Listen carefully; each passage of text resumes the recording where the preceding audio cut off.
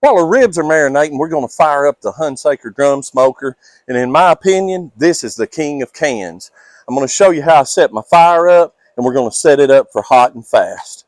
I'm always going to light this from the bottom, and I'm going to set 2 starter cubes, one on one side, one on the other. I want it to be even on both sides so I can turn and burn and flip as I need to. So we've got the basket filled with charcoal, fire under the bottom. We're going to set it right straight down. Firebox in the bottom, fire under the charcoal, vortex on top. We're going to leave it just like that until we feel some heat coming out. It's going to take about 15 minutes to fire. This is going to provide good even cooking all across the drum. So I got this drum heated up, no wood on it. These are purely charcoal ribs, and we're going to get it to about 350 to 375 degrees. That's where we're at. It's going to cool down as we cook, but we want them hot, we want them fast. We're going to baste them with a little vinegar, water, seasoning, lemon juice, little solution as we go. It's going to put the added flavor to them, and these are really going to be zing zang when we get through.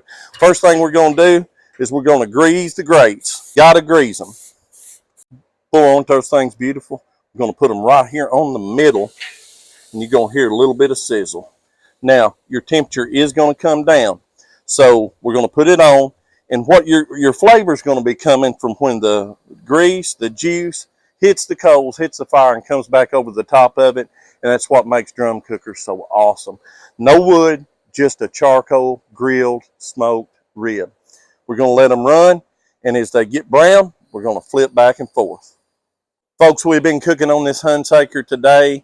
About 350, 360. Now that's hot for ribs, but that's exactly what we want. Turn and burn, building a crust, building a bark, basting with our base. Let me show you something beautiful. Come in here. Let me pop this open, and buddy, I'm going to tell you something. That is a good looking rack of ribs. And we've just been basting back and forth. And I'm not actually touching the ribs with the base. I'm just letting it kind of come over the top.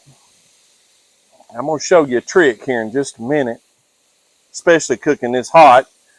And if you got 2 or 3 racks, this little trick's going to work, and I want to show you. So I built me just a little bit of a boat here with the shiny side of the foil down. Now, foil's got 2 sides. It's got a dull and a shiny. I want the shiny side down so it deflects more of the heat, because we don't want these getting too dark.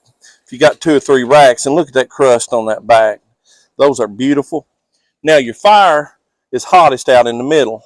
I'm moving to the edge just a little bit, and I'm going to take the baste, and this is key on these ribs, and just let that baste come right over the top here, just like that. It'll just set in that well right there. Anything that's getting brown or dark, just touch it on that end. You can actually come and put you a little foil. I don't want to lose my bark, so these are not going with a bunch of wrap. We're wanting to stay unwrapped as far as we can.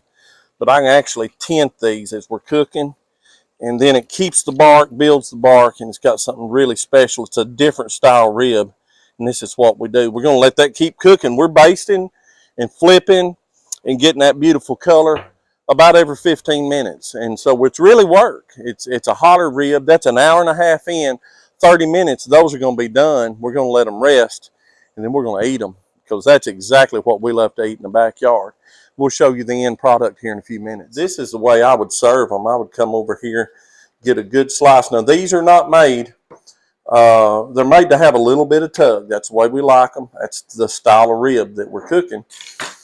I'm going to take that baby back there. Good crust, good brown crust, caramelized, exactly the way we want it. This is our base that we reserve back, and we're just going to put some baste right over the top. Boy, I love that stuff. Good vinegar sauce, vinegar based. And when you get done with it, a little Big Red, just cover it with it. What a seasoning. What a rib. Let's take a look at it. Looks good, doesn't it?